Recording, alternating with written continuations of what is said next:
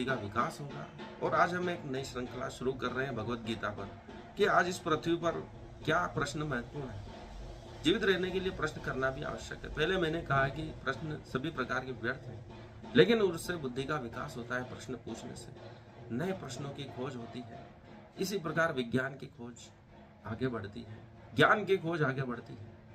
इसलिए आज मैं बिल्कुल एक नए अंदाज में भगवत गीता का पाठ आपके सामने प्रस्तुत करने का प्रयास कर रहा हूं। इसमें हम अचानक उंगली रखकर एक नए श्लोक पर उंगली रखेंगे और वह आज के लिए महत्वपूर्ण होगा ऐसा मानकर उसकी व्याख्या करेंगे। मत कर्मर्षण मत्तरुण परमो भक्त संजय विवर्जिता निर्वय सर्वभूतेषु यह मामेति पांडव है।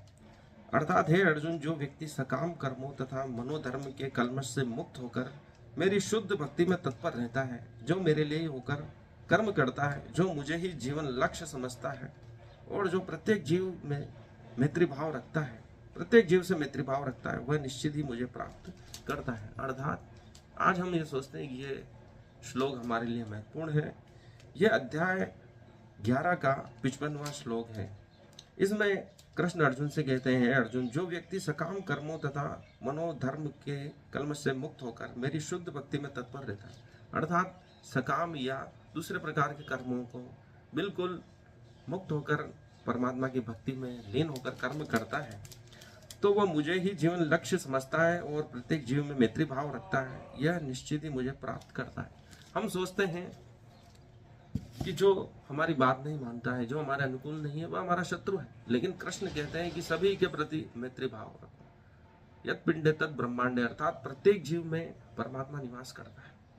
अगर कोई व्यक्ति कुछ बोल रहा है तो उसमें भी परमात्मा बैठा है, चाहे वो हमारा विरोधी क्यों ना हो। इसलिए कृष्ण शत्रु मित्र सभी से मित्रवत व्यवहार करने की बोल रहे हैं। ये बहुत बड़ी साधना है जो हमें जीवन लक्ष्य की ओर ले जाती है। यह हमें सभी से मैत्री भाव रखना सिखाती है ताकि हम इस जीवन लक्ष्य को प्राप्त कर सकें।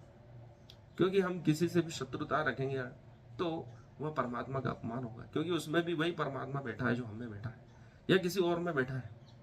इसलिए हम किसी को अपना शत्रु मानकर परमात्मा का अपमान कर रहे हैं। हमें सभी का सम्मान करना है, सभी से मैत्री भाव रखना है, तभी हम परमात्मा को प्राप्त कर सकते हैं। यह अध्याय 12 का 55वां श्लोक यही कहता है।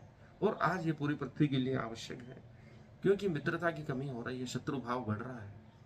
हमें सभी से मित्रता रखने का संदेश ये श्लोक देता है। आज के लिए इतना ही। धन्यवाद।